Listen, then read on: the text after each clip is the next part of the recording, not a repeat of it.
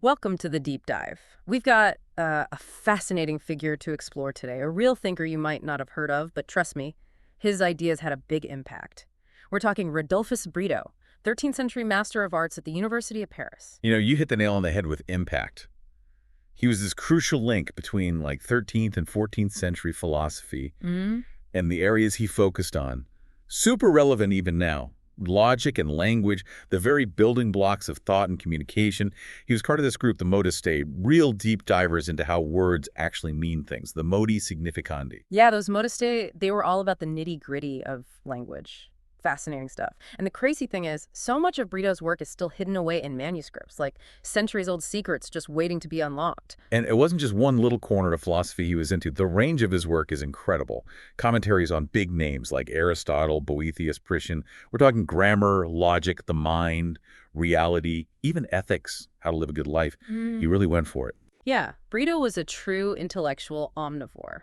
And that's what we're doing today. Not just a history lesson, but a real deep dive into how Brito, as a philosopher of his time, tackled questions that still resonate. Like, how do words work? What is thinking? What's real? And can we be truly happy? Let's jump right in. And maybe the most surprising place to start is grammar. Right. Seems simple, but Brito saw it as a real science. Both theoretical, getting at those deep principles of language, and instrumental, like a tool for clear thinking and communication. He argued that the core of grammar, the real focus, is signifying speech, sermo significativus. And the key perspective here is predication. Predication. Okay, so that's when we're saying something about something else, like the Right. cat is on the mat. Exactly. It's about making statements, asserting something about the world. And Brito felt grammar, in this sense, tells us what language is, what it implies, and what its features reveal about how we communicate. But there's another angle, too. He also looked at expression, or ratio, from the perspective of attribution, assigning qualities to things. So like saying the cat is fluffy. Exactly. He was really interested in the principles behind those grammatical expressions. How do we attribute actions or qualities? And this is where the famous modi significandi come in. Ah, yes, the modes of signifying. The heart of the modeste philosophy, applied to nouns, verbs, all parts of speech. Now, this is where it gets really interesting. Brito saw these grammatical elements as being built step by step. You start with a simple sound, vox, just air moving. But add to that the ratio significationis, the link between that sound and what it means, and bam, you've got a word, a dictio. So the sound cat becomes the word cat when it's connected to the concept of a cat. Exactly.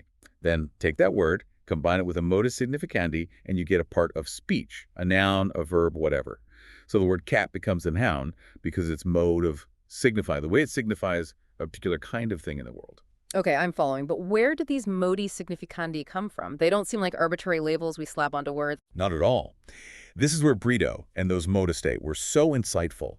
They believed these modes of signifying ultimately stem from the modi essendi, the ways things exist in reality. But it's not a direct connection. There's this crucial middle step, the modus intelligendi, how our minds understand those modes of being. So it's like a chain reaction.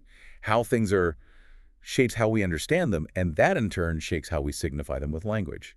It's like a map of reality embedded in our words. Wow, that's deep. So our language isn't just random noises, it's structured by how we grasp reality. Exactly. And Brito even distinguished between, get this, active and passive modes, both for signifying and understanding. The passive mode is, well, passive. It's just receiving the mode of being or indicating it. But the active mode, that's where the mind gets involved. The intellect grasping a concept or a word actively pointing to it. Two different things, concept and word, but causally linked. Like how we consciously grasp something influences how we then express it. Okay.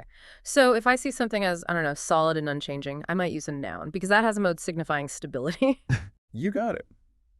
And Brito took it further, arguing that grammatical compatibility, why some words go together and others don't, isn't just about arbitrary rules. It's rooted in reality. Like a man runs works because the mode of signifying of man, a stable thing, and runs, and action are compatible grammatically because they reflect compatible realities, a thing that can perform an action. So our language is like a mirror of how we understand the world to work. Amazing. Okay, we've tackled grammar. Now let's shift gears to logic, another area where Brito really made his mark. Logic for Brito was just like grammar is science with both theory and practice. He was interested in those modi scendi, the methods for gaining real knowledge, but also how logic is a tool, an instrument for thinking clearly. And while he acknowledged different ways to learn, he saw the syllogism as the king, the ultimate logical method. The syllogism, classic logic. And for Brito, the go-to text was Aristotle's Organon. Right, and he had a neat way of breaking down those 6 treatises in the Organon, each one reflecting a different angle on the syllogism, like the prior analytics, pure form, moves and figures, the skeletal structure of an argument. The almoner mortal kind of setup. Bingo. But then you have the topics and posterior analytics. These look at the content, the actual claims in the syllogism. Are they probable? Are they necessary truths? The topics is all about probable premises, while the posterior analytics deals with those rock-solid, necessary truths, the kind that leads to real scientific knowledge. Okay, so we've got the structure and the truth of the claims. What about those tricky, misleading arguments? That's where the sophistical refutations comes in. Dealing with syllogisms that look good on the surface but are actually flawed. Those deceptive arguments. Logical fallacies we all fall for sometimes. Sneaky stuff. Okay, so that covers the different types of syllogisms. What about the building blocks, the individual words and statements? That's the categories and de interpretatione. The category is all about those basic terms, substance, quality, quantity. How we categorize things at the most fundamental level. And de interpretatione moves up a level, looking at assertions, those statements that can be true or false, and the terms within them. That's a really clear way to see the organon as a whole, a system all about the syllogism. But Brito also had his own unique take on logic, this logic of intentions idea. Now that sounds interesting. Right. So he argued that logic isn't just about words or things out there in the world, it's about second intentions. These are logical concepts we apply to our initial understanding of things, the first intentions. Okay, I need an example. Sure, imagine human. That's our basic concept of first intention. But then we can qualify it logically, saying human as a substance, something with a specific form, or as a species, a category that applies to many individuals.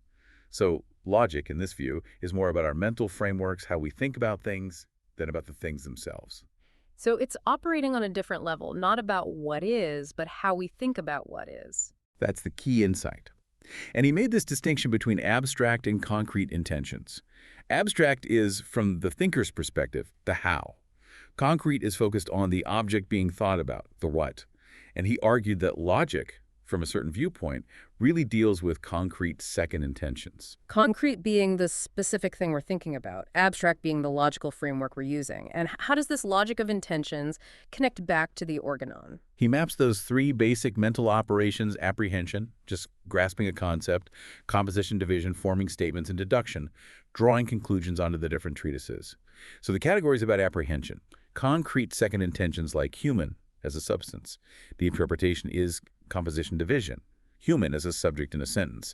And the analytics, topics, and sophistical refutations are all about deduction, using concrete second intentions within syllogisms. Okay, I see. So he's reinterpreting those classic texts through this lens of logic of intentions. And it helps him explain why some words, like man, pop up in multiple treatises. It's not about the word itself, but the different logical operations we perform on that concept. Exactly. It's not about man as a sound or a physical being. It's about human as this concrete second intention we analyze in various ways. Substance in one context, subject in another, term in a syllogism in yet another. That's a clever way to tie it all together, but there's also a big implication here. He seems to exclude the concept of truth from logic altogether, which might sound strange. Yeah, it's counterintuitive. But it follows from his focus on second intentions. He argued that logic is about those frameworks, not directly about things in the world. So the truth of a statement, like all humans are mortal, depends on a real relationship out there, independent of our logical categories. Second intentions are about the validity of an argument, whether the conclusion follows logically, not about the truth of the claims themselves. So logic is about good reasoning, not necessarily about what's actually true about the world. Fascinating. Okay, we've gone deep into logic. Now let's turn to something maybe a bit more relatable: psychology, the study of the soul. And Brito, in his commentaries on Aristotle's De Anima, starts with a basic question. What's the real subject matter of this field? Some said it was just the soul itself, but Brito offered a different view.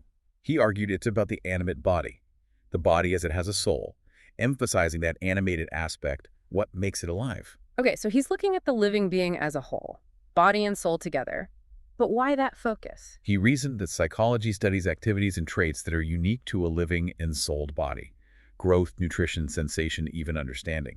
So the proper subject for him is the thing that actually does those things, the animate body. Not the soul in isolation, but as the source of these vital functions within this unified whole. So you can't separate the study of the soul from the study of a living being, but then how did he explain the relationship between body and soul, this age-old philosophical puzzle? He sided with Aquinas, understanding the soul as the substantial form of the body, not just some added perfection like Albert the Great thought. He argued that the substantial form gives a thing its specific identity, its potential for actions. Like, without the form horse, you don't have a horse. And without the soul, you have a body that's only animate in a different, less meaningful sense.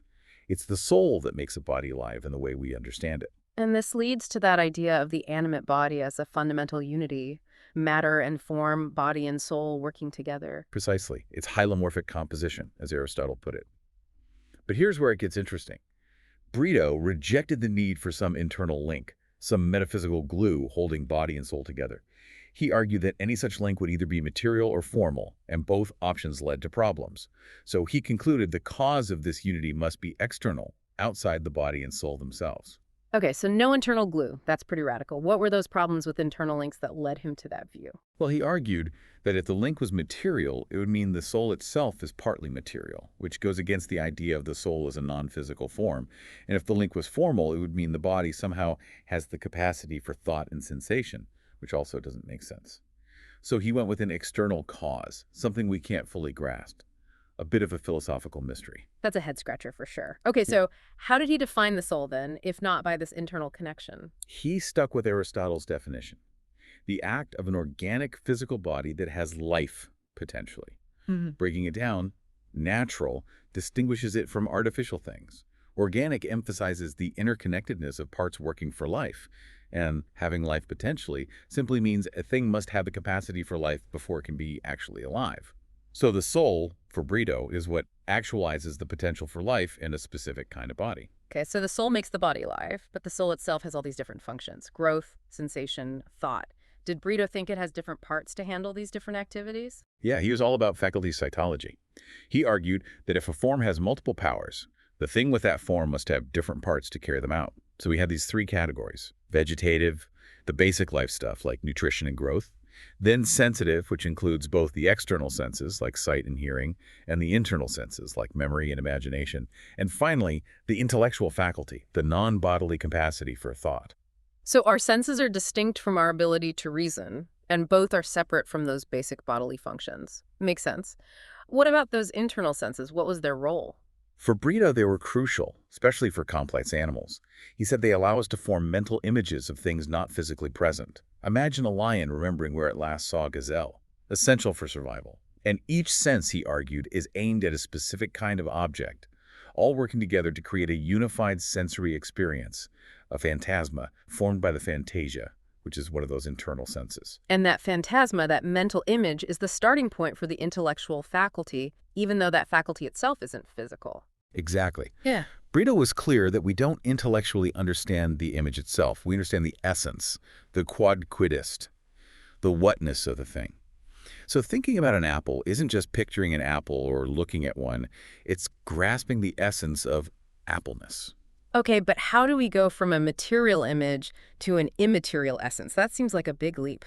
He followed the classic Aristotelian model of agent intellect and possible intellect. The agent intellect, he said, abstracts the essence from the image, making it immaterial, understandable by the mind.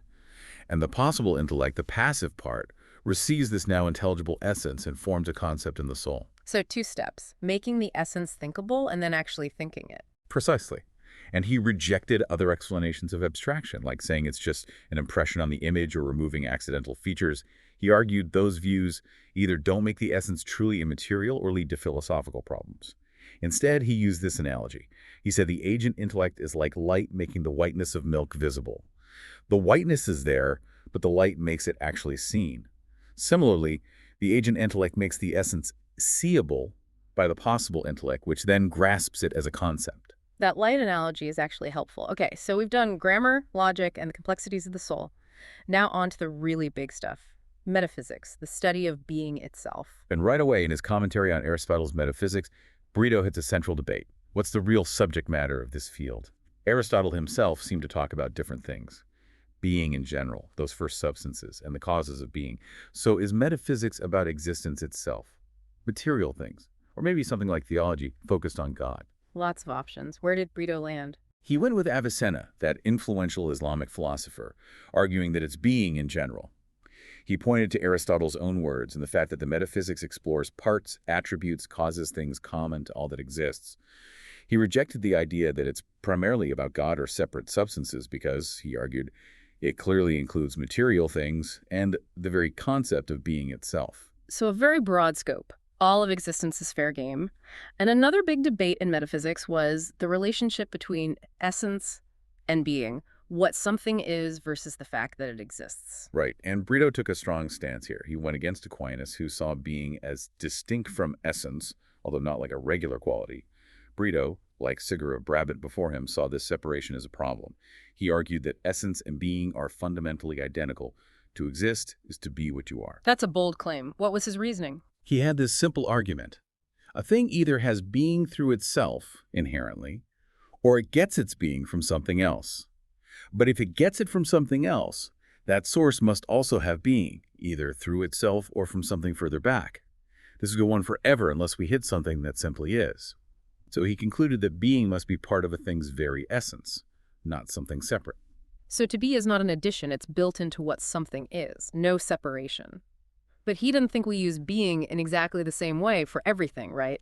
That's the whole analogy of being idea. You got it. He used the concepts of modi essendi, modes of being, and apparentia, presentations or manifestations. He said both substances and accidents are, but in different ways. And this difference stems from their apparentia, how their modes of being show up in what they do. There's a common mode, esse formaliter, but substances exist independently, while accidents depend on substances. So the being is analogical, similar but not identical. A subtle way to acknowledge both unity and difference in how things exist. Okay, last big metaphysics question. Universals. Those general concepts we apply to many things. Ah, yes, the classic problem.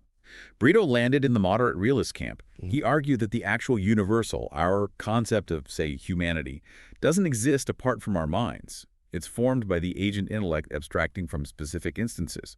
But the potential universal, the essence itself with the capacity to be understood generally, that exists in the world. So humanness is out there, but our concept humanity is in our minds. Exactly. And he distinguished the actual universal as a concrete intention, the thing itself, from the abstract intention, the concept in our minds. As a concrete intention, it has a kind of external existence, though dependent on being understood. As an abstract intention, it's purely mental. So the universal exists externally, both potentially in the essence and actually in the known essence. Okay, we've covered so much ground, from words to essences. Now, for our final stop, ethics. How we ought to live. And I know Brito wrote 2 commentaries on Aristotle's ethics. He did. And there are interesting shifts between them.